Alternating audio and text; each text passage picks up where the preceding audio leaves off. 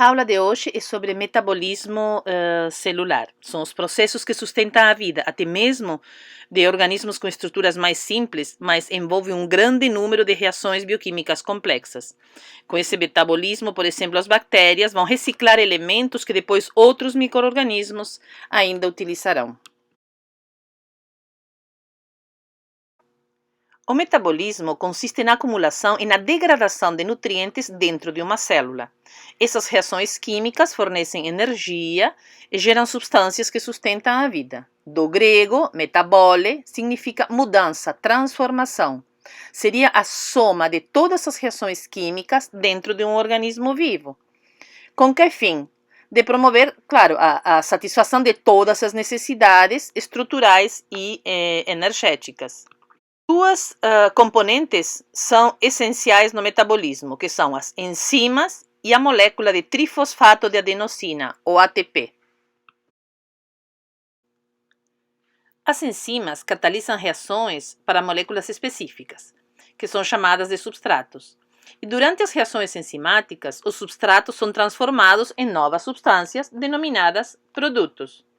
Algumas enzimas que são proteínas, podem precisar de outras moléculas que não são proteicas, que são chamadas de cofatores, para que elas possam realizar funções específicas. Os cofatores inorgânicos incluem, por exemplo, íons metálicos. Os cofatores orgânicos ou coenzimas podem incluir os carreadores de elétrons como FAD, NAD ou NAD-EP. Vamos ver algumas funções. Por exemplo, primeiro, obter energia química pela degradação de nutrientes ricos em energia oriundos do ambiente. Converter as moléculas dos nutrientes em unidades fundamentais precursoras de macromoléculas celulares. 3. Reunir e organizar essas unidades fundamentais em proteínas, ácidos nucleicos e outros componentes celulares. E 4. Sintetizar e degradar biomoléculas necessárias às funções especializadas da célula. Utilizamos o termo metabolismo para nos referirmos à soma de todas as reações químicas que ocorrem no interior de um organismo vivo. As reações, então, químicas, tanto liberam quanto requerem energia. E o metabolismo ele pode ser visto como um balanceamento de energia. Ou seja, temos metabolismo, que ele pode ser dividido em duas classes de reações químicas, aquelas que liberam energia e aquelas que requerem energia, aquelas que fazem reações de síntese ou anabolismo e aquelas que são reações de degradação, que seria o catabolismo. Então parece que as vias são bem simples, ou é catabólica ou é anabólica. Nós temos a via catabólica, que quebram as macromoléculas em seus componentes mais simples, liberando nesse processo energia. E temos as vias anabólicas, que constroem macromoléculas por meio da combinação de moléculas simples, utilizando a energia nesse processo. Em palavras mais simples, as vias catabólicas e anabólicas são associadas pela energia. As reações catabólicas fornecem energia necessária para as reações anabólicas, como está representado ali nessa figura. Nesse slide, então, temos o catabolismo versus o anabolismo, mostrando ali no anabolismo lá do lado esquerdo as macromoléculas precursoras, como aminoácidos, açúcares, ácidos graxos e as bases nitrogenadas, gerando as macromoléculas celulares de proteínas, polissacarídeos e ácidos nucleicos. No meio, os fatores que também estão envolvidos nessas reações. E no catabolismo, à direita, nutrientes que liberam energia, como carboidratos, gorduras e proteínas, gerando produtos finais sem energia metabólica e os seus exemplos. Podemos dizer que, como definição, anabolismo é o processo metabólico que sintetiza moléculas complexas por meio de substâncias simples. E no catabolismo, seria o processo metabólico que decompõe moléculas complexas, transformando-as em moléculas menores. O metabolismo seria a fase construtiva. E no catabolismo seria a fase destrutiva. No anabolismo é o consumo de energia e no catabolismo seria a produção de energia. Esse seria o resumo de ambas. Quanto às reações químicas reguladas enzimaticamente que liberam energia, né, que são as do catabolismo, ou seja, da quebra de compostos orgânicos complexos em compostos mais simples, são chamadas de reações catabólicas ou degradativas. E são, em geral, hidrolíticas, ou seja, reações que utilizam água nas quais essas ligações químicas são quebradas, e exergônicas, que produzem mais energia do que consomem. Um exemplo do catabolismo ocorre quando as células quebram açúcares em dióxido de carbono e água. Já as reações que são reguladas, que requerem energia na sua maioria, que são as envolvidas no anabolismo, ou seja, na construção de moléculas orgânicas complexas, a partir de moléculas mais simples. Essas reações que são anabólicas ou biosintéticas. Esses processos anabólicos, eles envolvem reações de síntese por desidratação, ou seja, são reações que vão liberar água e são endergônicas. Isso significa que consomem mais energia do que elas produzem. Exemplos de processos anabólicos, por exemplo, são formações de proteínas e aminoácidos, de ácidos nucleicos a partir de nucleotídeos, outros poderiam ser de polissacarídeos a partir de açúcares simples, e esses processos biosintéticos geram os materiais para o crescimento celular. Quanto à molécula de ATP, o trifosfato de adenosina, a ATP, a principal molécula de transporte de energia de todas as células. Ela é indispensável à vida celular. Ela armazena a energia química liberada por algumas reações químicas e fornece energia para as reações que requerem essa energia. Ele consiste em uma unidade de adenosina composta por adenina e ribose, com 3 grupos fosfatos que estão ligados, conforme dá para ver nesse slide.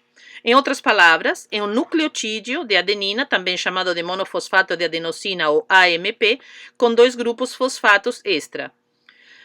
O ATP ele é chamado de molécula de alta energia, pois libera uma grande quantidade de energia utilizável quando o terceiro grupo de fosfato é hidrolisado para se tornar o difosfato de adenosina. Quanto à produção de ATP, grande parte da energia liberada durante as reações de oxidação e redução é armazenada dentro da célula pela formação do ATP. Um grupo fosfato inorgânico, PI, é adicionado ao ADP como uma entrada de energia para formar o ATP, conforme a reação que nós estamos vendo ali no slide. O símbolo que parece um tilde, uma cobrinha, designa uma ligação de alta energia que pode ser quebrada para liberar uma energia utilizável. A reação de alta energia, que anexa o terceiro P, contém uma energia armazenada dessa reação. E quando esse P é removido, a energia utilizável é liberada. E a adição de P a um composto químico é chamado de fosforilação. E os organismos, então, utilizam 3 mecanismos de fosforilação para gerar ATP a partir do ADP. A fosforilação, então, como eu falei, de 3 mecanismos seriam a fosforilação em nível de substrato, fosforilação oxidativa e a fotofosforilação. Na fosforilação em nível de substrato, o ATP normalmente é gerado quando um P de alta energia é diretamente transferido de um composto fosforilado, de um substrato, ao ADP.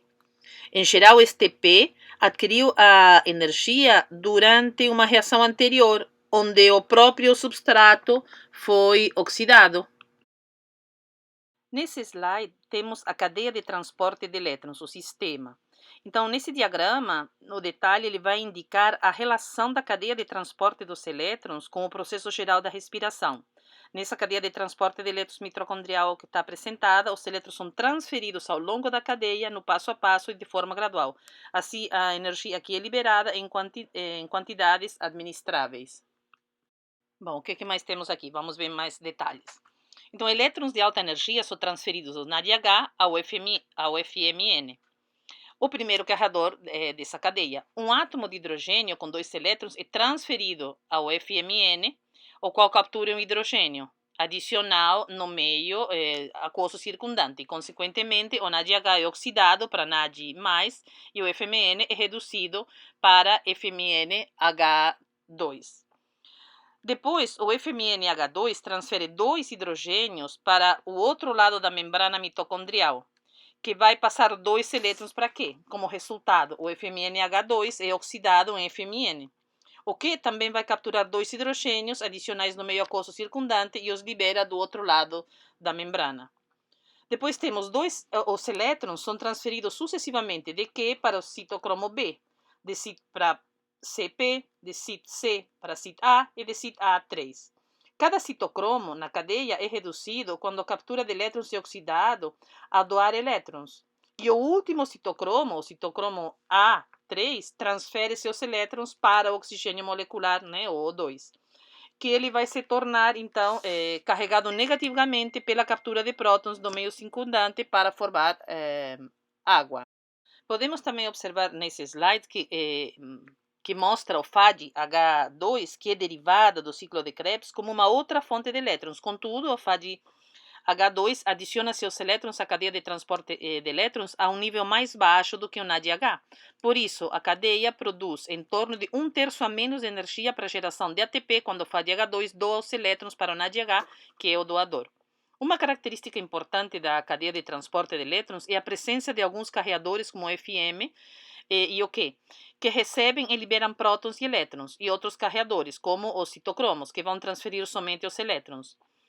O fluxo de elétrons na cadeia ele é acompanhado de vários pontos pelo transporte ativo, né, o bombeamento de prótons do lado da matriz da membrana mitocondrial interna para o lado oposto da membrana. E o resultado é o acúmulo de prótons do lado da membrana. Podemos comparar isso como a água armazenada em uma represa vai estocar energia que pode ser utilizada para gerar eletricidade. E esse acúmulo de prótons vai fornecer energia que o mecanismo quimiosmótico utiliza para gerar o ADP. O mecanismo quimiosmótico de geração de ATP, então na síntese da ATP utilizado nessa cadeia de transporte de elétrons, é chamado de quimiosmose e envolve a fosforilação oxidativa que a gente já falou. Quando eu falei de fosforilação oxidativa, agora há pouco, falei da quimiosmose, sobre o processo, né, que é chamado de quimiosmose. Essa energia é liberada quando uma substância se move ao longo de um gradiente que é utilizado para sintetizar o ATP. Essa substância, nesse caso, se refere aos prótons. E na respiração, a quimiosmose é responsável pela maior parte do ATP que é gerada.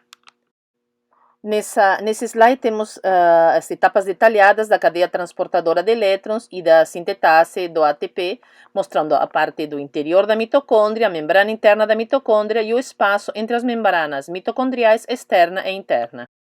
Podemos ver ali os carreadores de elétrons, que são organizados em 3 complexos, e os prótons, né, o hidrogênio, que são bombeados através da membrana em 3 pontos. Se vocês observarem em cima, tem 4 hidrogênios. Os 3 primeiros, então, são bombeados nesses 3 pontos para, então, ali na sintetase do ATP. Os elétrons energéticos da NADH passam pelas cadeias de transporte de elétrons. No interior da membrana mitocondrial interna, os carreadores da cadeia, eles estão então organizados, como eu falei, em 3 complexos, com o Q transportando os elétrons entre o primeiro e o segundo complexo, e o CIT-C transportando entre o segundo e o terceiro complexo.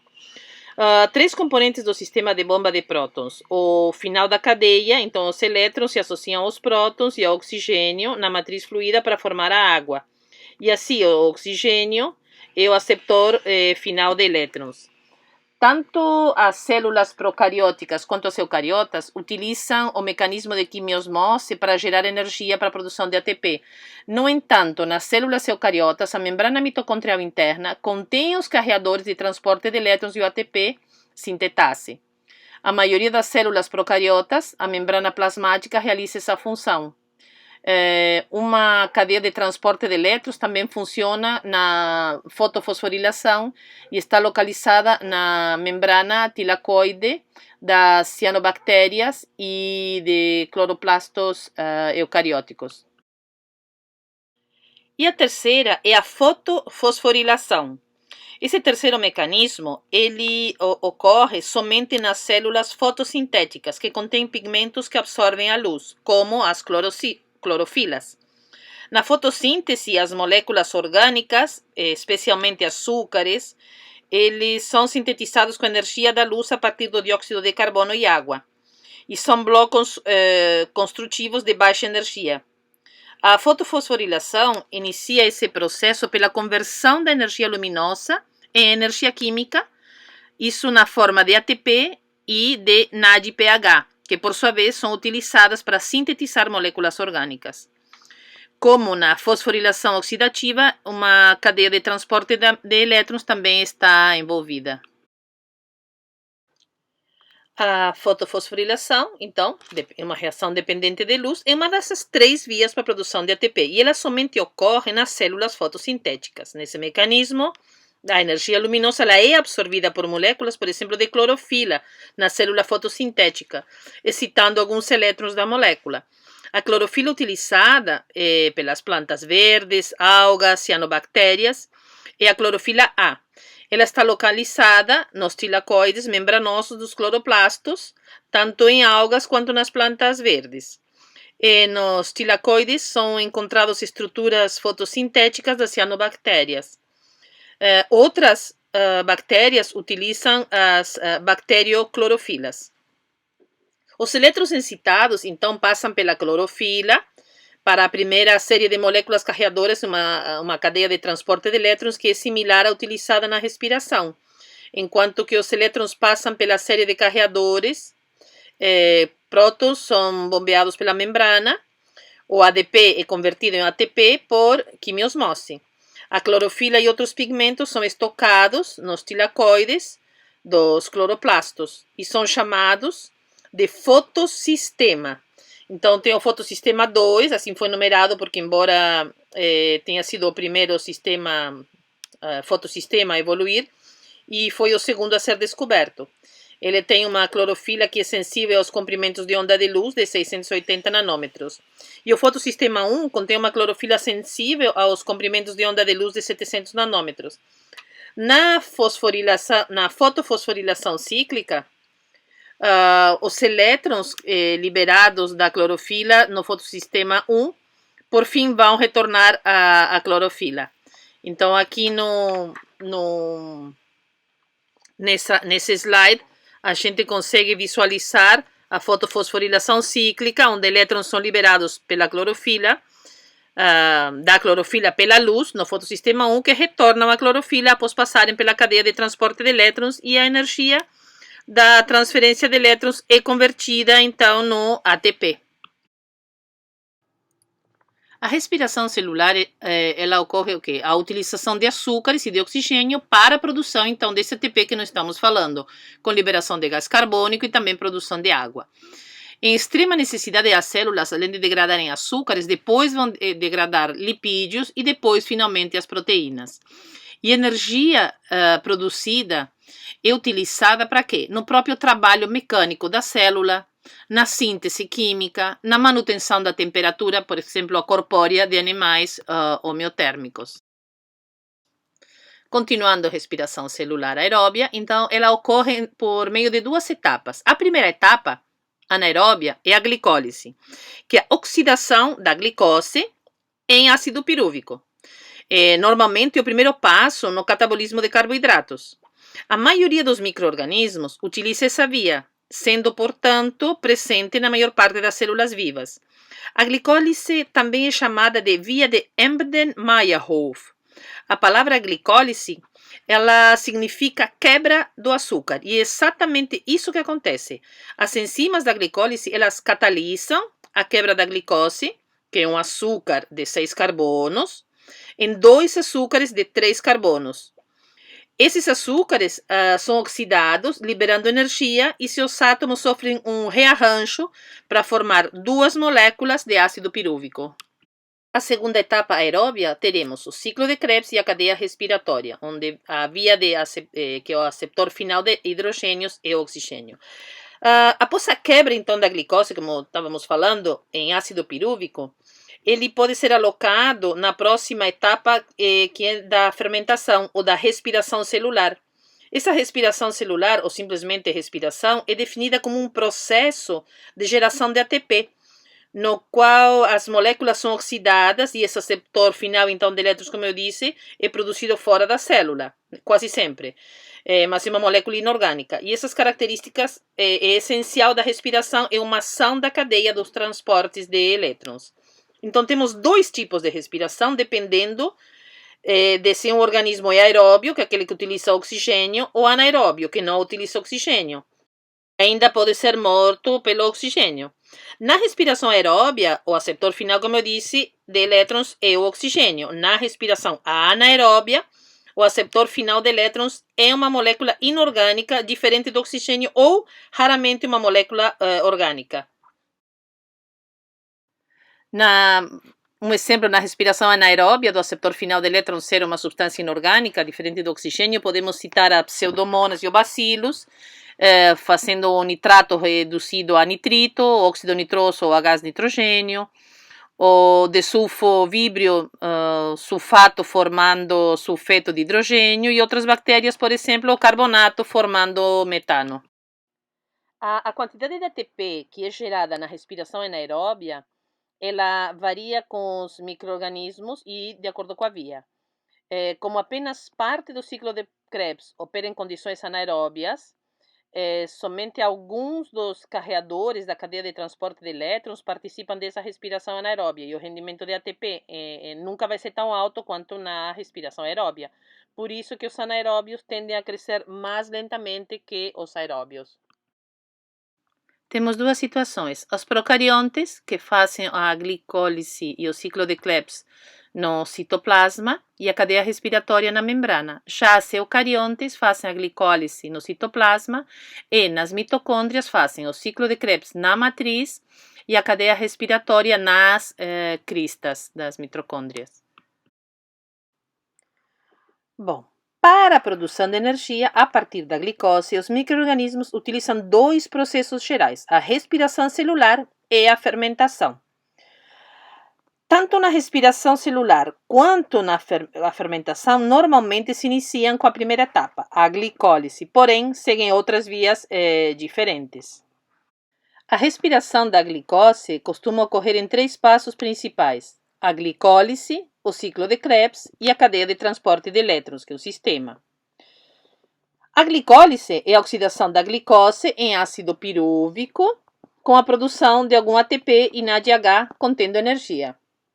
O ciclo de Krebs é a oxidação da acetil-CoA, derivado do ácido pirúvico, em dióxido de carbono com produção de algum ATP, NADH, contendo energia em um outro carreador de elétron, reduzindo o FADH2, que é a forma reduzida da flavinadenina de nucleotídeo. E terceiro, na cadeia de transporte de elétrons, o sistema NADH e FADH2 são oxidados, cedendo os elétrons que se transportam dos substratos por uma cascata de reações de oxidação-redução, envolvendo uma série de carreadores de elétrons adicionais. A energia dessas reações ela é utilizada para gerar uma quantidade considerável de ATP. E na respiração, a maior parte de ATP é gerada por essa terceira etapa. Bom, o que é glicólise? Do grego, glikis, açúcar, lysis, quebra. Então, a glicólise é um processo bioquímico que a molécula de glicose, proveniente da alimentação, é quebrada em duas moléculas menores, de ácido pirúvico ou piruvato, liberando energia.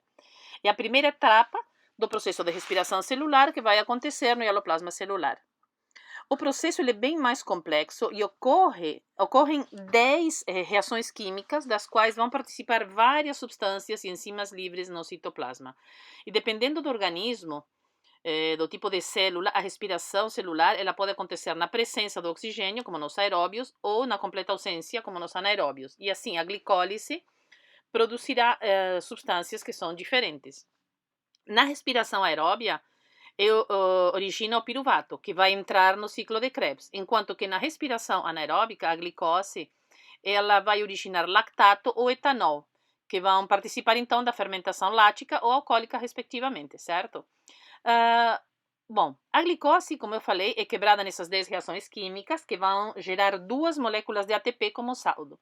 Apesar de ser pouca energia produzida nessa etapa, as substâncias geradas são importantes nas etapas seguintes da respiração. Inicialmente, a molécula de glicose ela precisa ser ativada e para isso são gastas duas moléculas de ATP e a glicose recebe fosfatos, que são provenientes do ATP, formando glicose 6-fosfato. E em seguida esse composto vai sofrer umas mudanças na estrutura, originando a frutose 6-fosfato e frutose 1,6-bifosfato. Com essas alterações, as substâncias são mais facilmente quebradas em moléculas menores. E aí depois vai acontecer uma nova fosforilação, ou seja, vai ser a entrada de fosfato dentro dessa molécula e a desidrogenação, ou seja, que hidrogênios vão ser retirados dessas substâncias produzidas com a participação da molécula NAD, NAD, né? Nicotinamida adenina. E os hidrogênios, eles doam elétrons para a cadeia respiratória. A molécula NAD, nicotinamida adenina, é a responsável por transportá-los na forma de NADH, sendo uma aceptora de elétrons. E, por fim, vai acontecer um novo rearranjo, onde as moléculas, dessas moléculas, até que formem o piruvato, que vai seguir, então, as próximas etapas da respiração celular. Podemos dizer, então, que a glicólise apresenta duas etapas, uma fase preparatória e uma fase de pagamento. Na fase preparatória, temos a utilização da energia da hidrólise do ATP. E na fase de pagamento, temos a formação de 4 moléculas de ATP e, consequentemente, o pagamento das moléculas que foram gastas inicialmente. Bom, terminou a glicólise, que é apenas a primeira etapa desse complexo todo de oxidação da glicose. Temos o que até agora? Um saldo positivo, 2 ATP, 2 piruvatos e 2 NADH. O piruvato, agora, então, segue um dos seus 3 caminhos, que pode ser formação de etanol ou de lactato, ambas são vias anaeróbias, ou a formação de acetil-CoA, que é uma via aeróbia que segue pelo ciclo de Krebs. Os organismos mais desenvolvidos, por exemplo, no caso do homem, eles vão transformar o piruvato em acetil-CoA para que no final ele seja oxidado a água e gás carbônico. O ciclo de Krebs também é chamado de ciclo do ácido cítrico ou ciclo do ácido tricarboxílico, e é uma das fases, então, da respiração celular que foi descoberta por um bioquímico chamado Hans Adolf Krebs, em 1938. Essa fase da respiração vai ocorrer na matriz mitocondrial e é considerada uma rota anfibólica, catabólica e anabólica. Chamado ciclo ácido tricarboxílico porque algumas moléculas do ciclo elas possuem 3 carboxilas.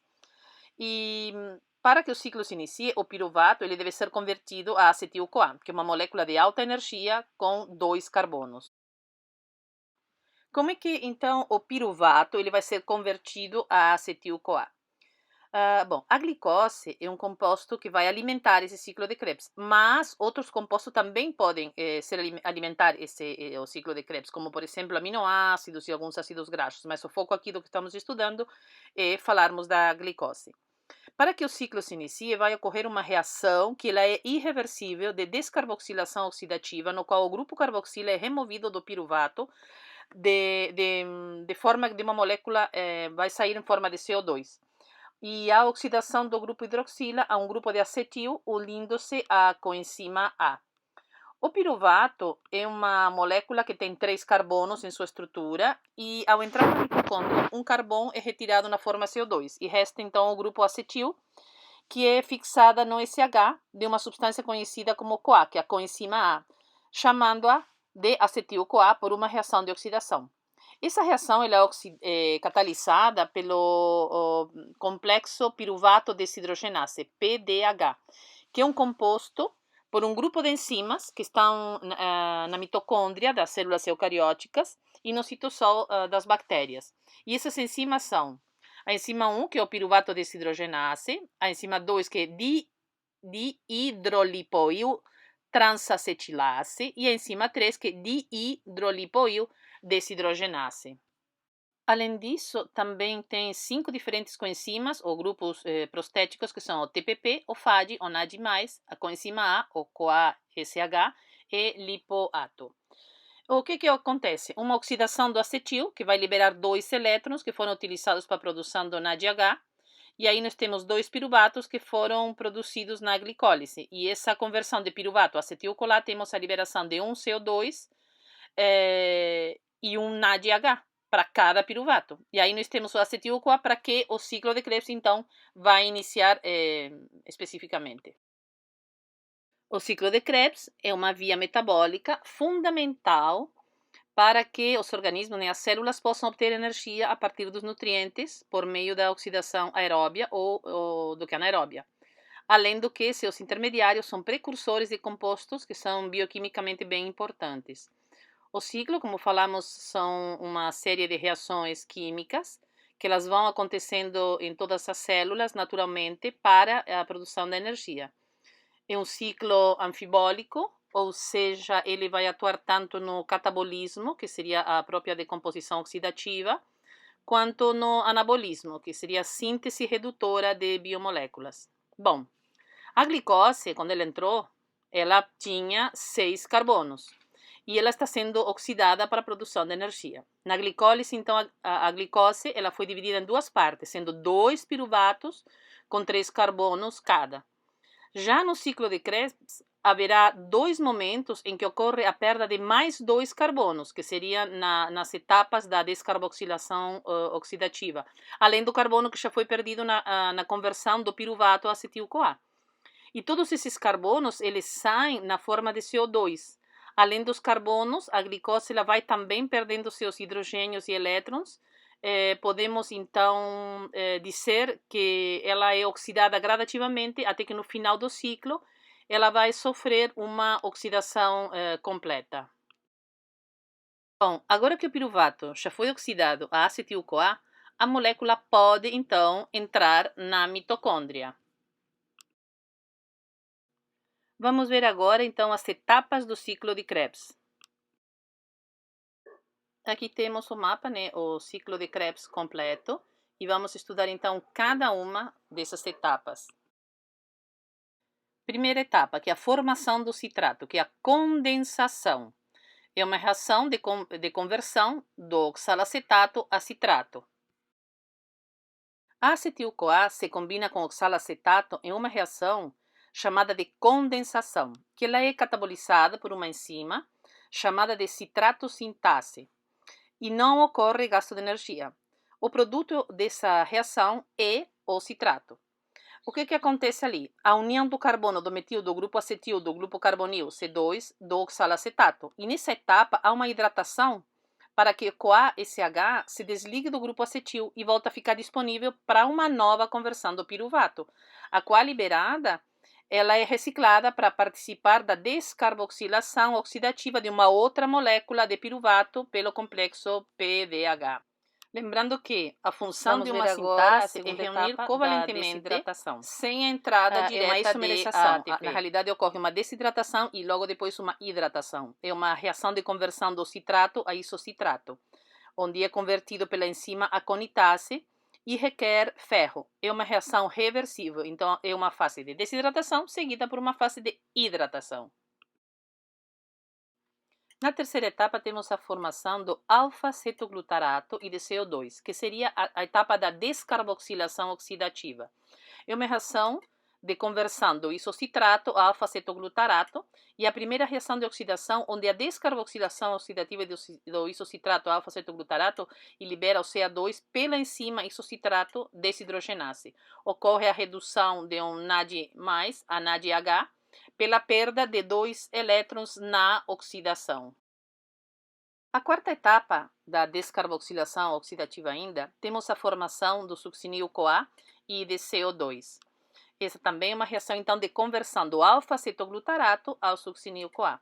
Nessa segunda oxidação, a descarboxilação do alfa-cetoglutarato, formando esse succinil-CoA com CO2, ocorrendo a liberação de elétrons e consequente redução D mais um NAD mais a NADH.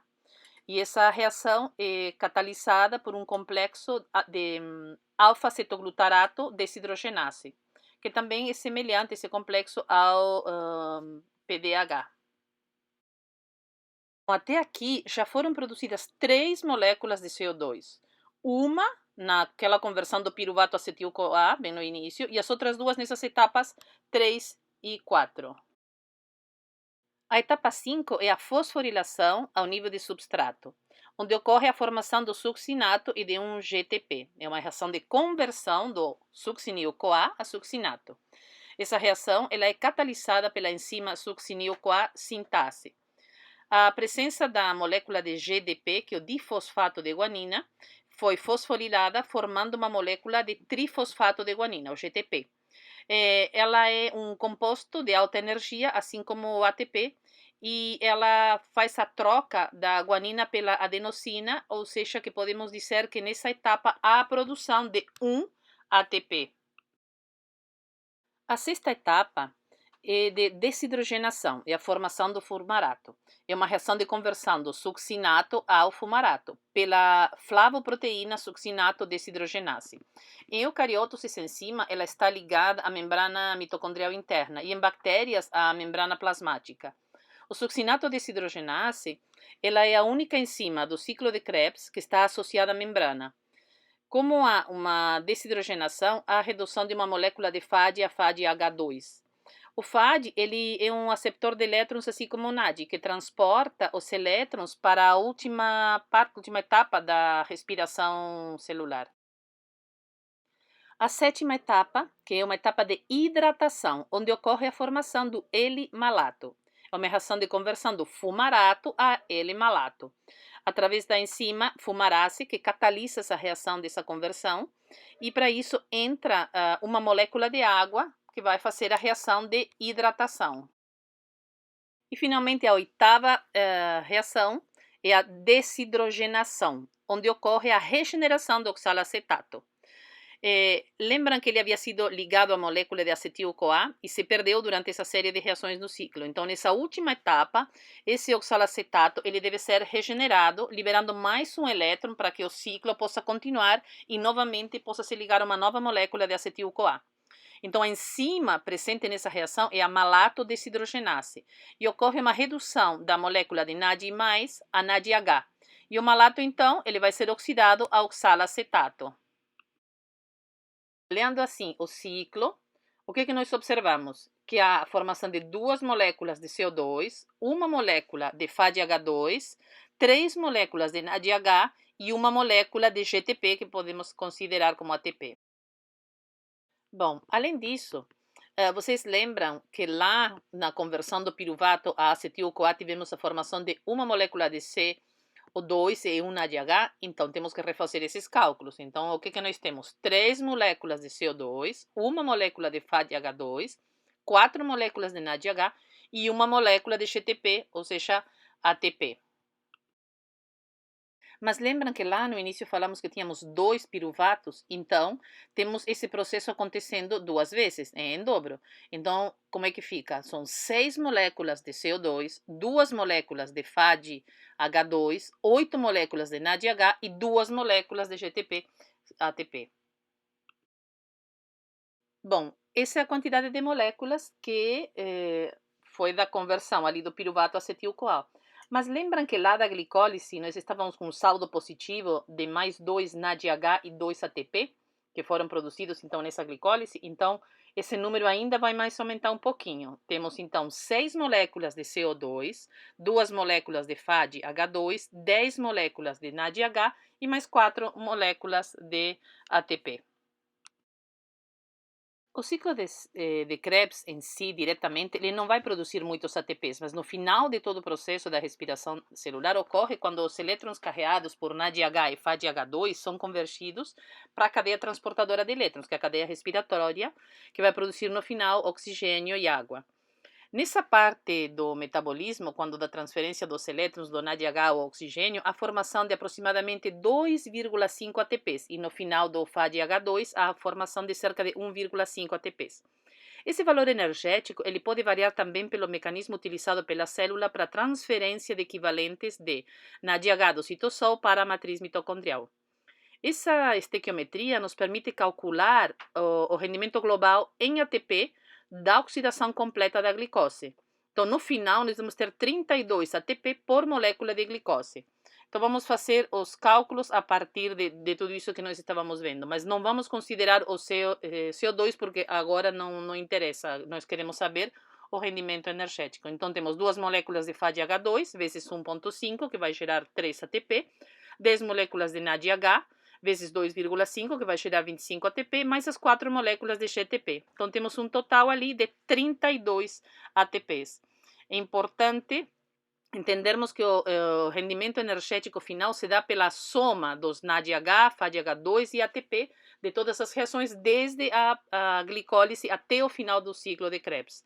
E é importante também que a geração dessa energia e os elétrons são transferidos para a cadeia respiratória, porque somente aí vamos ter a finalização de todo esse processo da respiração celular.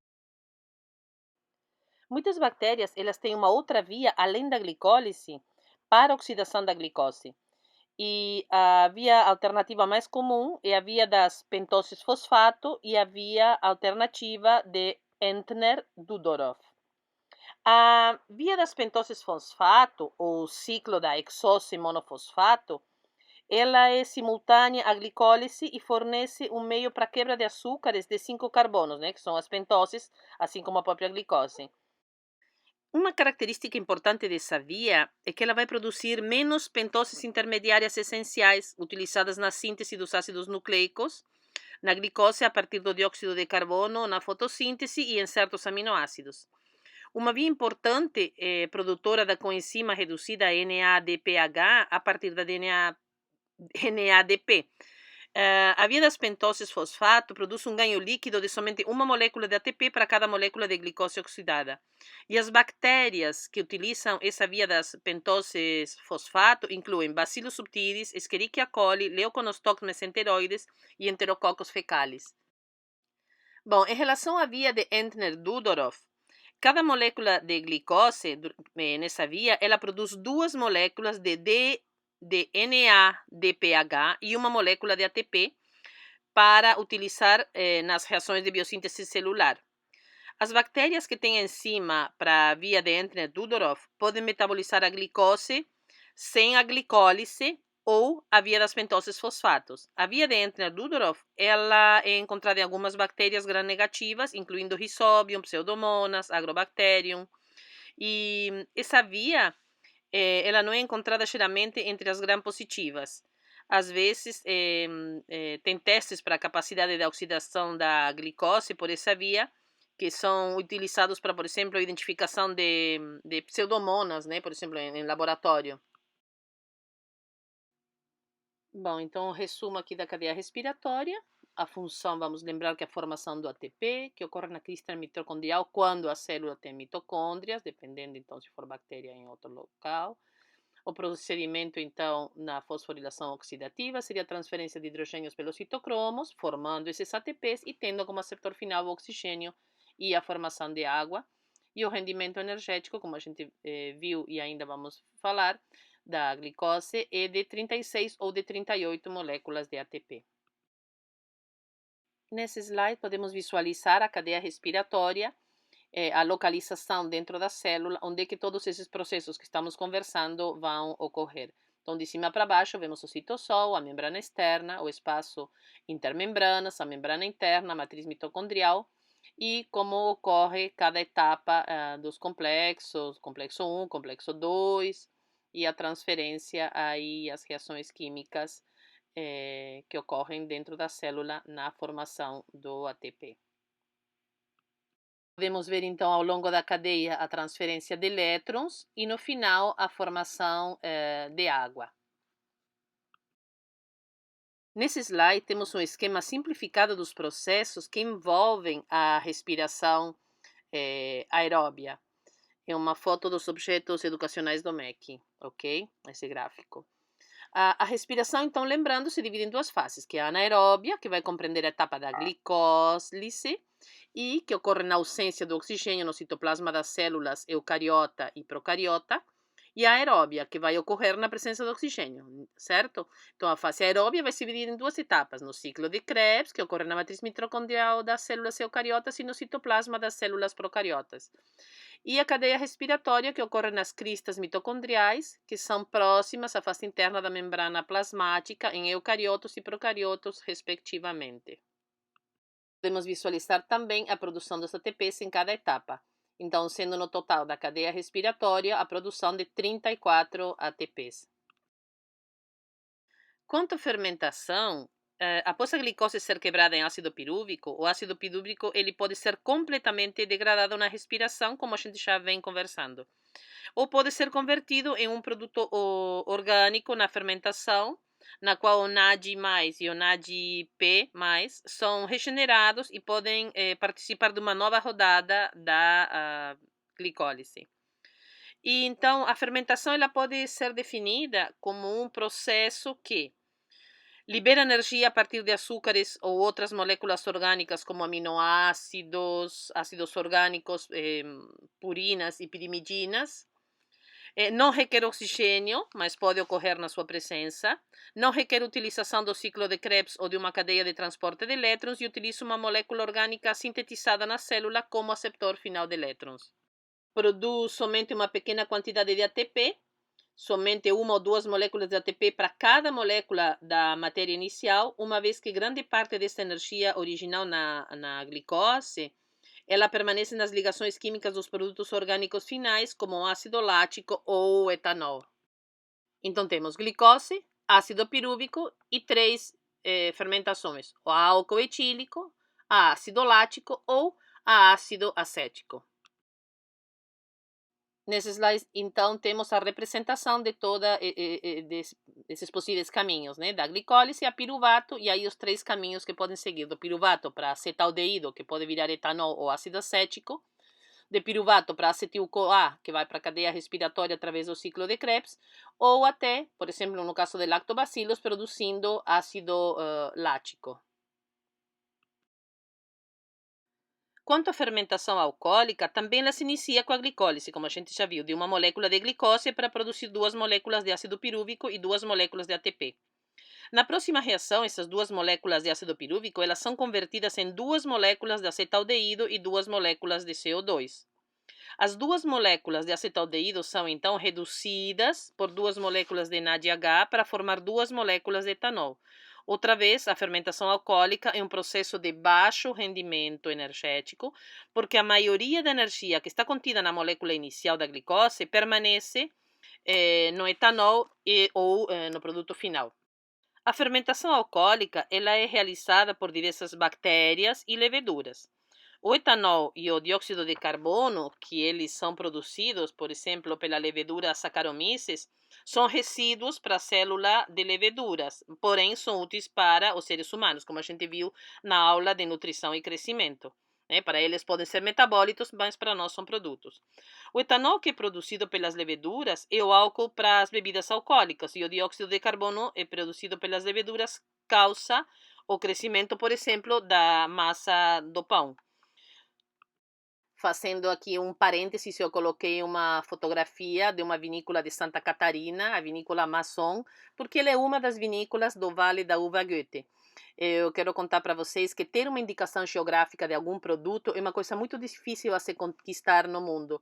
E nós aqui em Santa Catarina temos em Uruçanga o Vale da Uva Goethe com indicação geográfica, graças a um grande trabalho de várias pessoas, inclusive da vinícola Masson, e o seu fundador Genésio, onde batalharam para conquistar isso para Santa Catarina. Então eu gosto sempre de valorizar o esforço do nosso estado e de conquistarmos essa indicação. Vamos para Uruçanga provar a uva Goethe para vocês verem como é gostosa. Voltando, a fermentação acética nada mais seria que uma continuação da primeira etapa da fermentação alcoólica, onde ocorre, por exemplo, pela presença do acetobacter, a transformação, né, que seria uma bactéria acética, do etanol em ácido acético. Por isso que nas vinícolas é um grande problema e eles têm que interromper para que esse processo não continue acontecendo e estrague, né, o vinho. Diferente é da própria produção do vinagre, né, do ácido acético, onde esse seria o objetivo, o produto final, o próprio ácido acético. O químico francês Lavoisier, 1743-1794, escreveu um livro, Tratado de Química Elementar, onde o vinagre não era mais do que um vinho acetificado devido à absorção do oxigênio. Portanto, o resultado era apenas uma reação química. Pensava-se na época que a camada gelatinosa que se formava na superfície do vinho em acetificação era a mãe do vinagre, que era apenas um produto da transformação e não a sua causa. Somente mais tarde foi o Pasteur que mostrou que sem a participação da bactéria acética não havia formação desse vinagre. E assim ele provou que sempre que o vinho se transformava em vinagre era devido à participação de bactérias acéticas que se desenvolviam na superfície formando um véu. E essa afirmação na época, óbvio, foi negada pelos químicos, né? Mas foi Pasteur que mostrou que os enchimentos dos acetificadores com material poroso servia como um suporte para o desenvolvimento de bactérias acéticas e que não era a causa da acetificação como se pensava. Os substratos, eles se acidificavam em contato com o ar porque havia a oxidação direta e havia então sempre a necessidade da participação dessas bactérias acéticas. As bactérias acéticas constituem um dos grupos de micro-organismos de maior interesse econômico, por um lado pela própria produção do vinagre e por outro pelas alterações que elas vão provocar nos alimentos e bebidas. Inicialmente, essas bactérias acéticas foram designadas como Mycoderma vini, mas depois, devido ao aspecto morfológico, foram classificadas em 3 espécies: Bacterium aceti, Bacterium pasteurianum e Bacterium courtsinianus. Somente em 1898 que foram classificadas como sendo do gênero Acetobacter. Pela classificação atual, as bactérias acéticas pertencem à família Pseudomonadácea, aos gêneros Acetobacter e Gluconobacter. E as principais espécies de bactérias acéticas são Acetobacter aceti, Acetobacter pasteurianus, Acetobacter chilinum e Acetobacter schützenbacchi e Gluconobacter oxidans. Essas bactérias acéticas, elas necessitam de oxigênio para realizarem essa acetificação. Por isso, elas vão se multiplicar sempre na superfície do vinho que está sendo transformado em vinagre, formando esse véu, conhecido como mai de vinagre, como eu falei antes, e ele pode ser mais ou menos espesso de acordo com o tipo de bactéria. Segundo a equação, a reação oxidativa, o rendimento da transformação do álcool em ácido acético é o seguinte. Então, nós temos a 46 gramas de álcool, que vai nos dar 60 gramas de ácido acético. 1 grama de álcool, 1,3 gramas de ácido acético. Na prática, para se determinar a quantidade de ácido acético de um vinagre, a partir do vinho que lhe deu origem, temos que estimar para cada 1% VV de álcool do vinho, forma-se 1% de ácido acético no vinagre. Por exemplo, se um vinho de 10% de álcool, ele vai originar 10% de ácido acético, mas esse rendimento é baixo para quem faz isso a nível industrial. Outra forma de calcular o rendimento em ácido acético é multiplicar o grau alcoólico do vinho por 1,043. Nesse caso, um vinho com 10% de VV de álcool daria origem a um vinagre de 10,43% de ácido acético. As principais perdas do ácido acético no processo da acetificação são devidas ao consumo elevado do álcool pelas bactérias e à evaporação natural dos constituintes voláteis, como o álcool ácido acético, e a próprios problemas industriais. Em alguns casos, as perdas do ácido acético podem ser mais elevadas devido à transformação do ácido acético em água e dióxido de carbono, pela presença predominante de bactérias, por exemplo, como Acetobacter chilinum.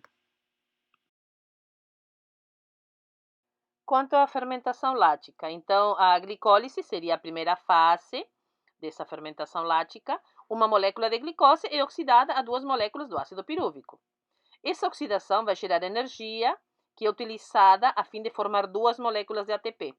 Nessa próxima etapa, então, as 2 moléculas do ácido pirúvico são reduzidas por 2 moléculas de NADH a fim de formar 2 moléculas de ácido lático. Como o ácido lático é o produto final da reação, ele não sofre mais oxidação. E a maior parte da energia que é produzida pela reação, ela permanece armazenada no ácido. Portanto, essa fermentação produz somente uma pequena quantidade de energia. 2 gêneros são importantes de bactérias do ácido lático, que são o Streptococcus e os lactobacilos. Uma vez que esses micro-organismos produzem apenas ácido lático, são denominadas homoláticos ou homofermentativos. A fermentação do ácido lático, ela também pode resultar na deterioração de alimentos, mas contudo esse processo também pode ter um lado positivo, que por exemplo é a produção do iogurte a partir de leite, ou chucrute a partir de repolho, picles a partir de pepino. Bom, temos ali, eu coloquei uma figurinha de uma pessoa andando de bicicleta, porque também acontece a fermentação lática no ser humano. Mas você já deve ter ouvido que é muito comum o ácido lático nos músculos, né, de uma pessoa, onde ocorre isso em esforço muscular exagerado, porque a quantidade de oxigênio que as células musculares recebem para a respiração aeróbia é insuficiente para a liberação dessa energia necessária para uma atividade muscular intensa. E nessas condições, ao mesmo tempo que as células continuam respirando, elas começam a fermentar uma parte da glicose na tentativa de liberar essa energia extra. E esse ácido lático vai se acumular no interior da fibra muscular e isso vai produzir dores, cansaço e câimbras. Depois, uma parte desse ácido vai ser conduzido pela corrente sanguínea ao fígado, onde vai ser convertido em ácido pirúvico. Então, aqui temos um resumo dos tipos de fermentação e a própria respiração. Então, temos 3 fermentações, a lática, alcoólica e acética, e a respiração, onde temos na lática da glicose ácido lático mais 2 ATP, na alcoólica da glicose o álcool etílico mais CO2 e 2 ATP, na acética a glicose, temos o produto ácido acético mais CO2 e 2 ATP, e na respiração, também partindo da glicose, temos liberação de oxigênio com CO2 mais água, mais 36 ou 38 ATPs, dependendo da via. Nas bactérias que fazem fermentação, o ácido pirúvico, formado na via glicolítica, ele é transformado em outros produtos mais reduzidos. Eles consomem os átomos de hidrogênio liberados na oxidação do gliceraldeído 3-fosfato, reoxidando o NADH mais H+, a NAD. Existem diversas vias de transformação do ácido pirúvico e cada uma delas ela vai dar origem a diferentes produtos, utilizando, obviamente, diferentes enzimas e coenzimas. Cada tipo de fermentação ela vai receber um nome de acordo com seus produtos finais, ou seja, dessa forma a fermentação lática é caracterizada pela redução do ácido pirúvico ao ácido lático. Na fermentação ácida mista, encontrada em muitas bactérias que habitam, por exemplo, o intestino do ser humano, tem como produto final uma mistura constituída por álcool etílico, ácido acético, ácido fórmico, ácido oxaloacético, ácido succínico, ácido propiônico, e muitas bactérias dessas o ácido fórmico ele é transformado em gases como gás carbônico e hidrogênio. Os produtos da fermentação do ácido pirúvico eles são característicos de centros micro-organismos. Isso é, por exemplo, usado em taxonomia, né, para a própria identificação. Mas, por exemplo, o Streptococcus ele vai produzir ácido lático a partir do ácido pirúvico. O Propionibacterium ele vai produzir ácido propiônico. O Saccharomyces, né, que é uma levedura, ele vai produzir álcool etílico. E assim tem alguns exemplos ali nesse slide que vocês podem verificar o produto que ele vai produzir. Bom, isso foi o que eu tinha para falar sobre metabolismo celular, em termos gerais e resumidamente, porque temos muito para conversar sobre esse assunto. No próximo slide temos a bibliografia geral, básica, do qual eu me baseei para formar esse vídeo. Muito obrigada pela aula e até a próxima.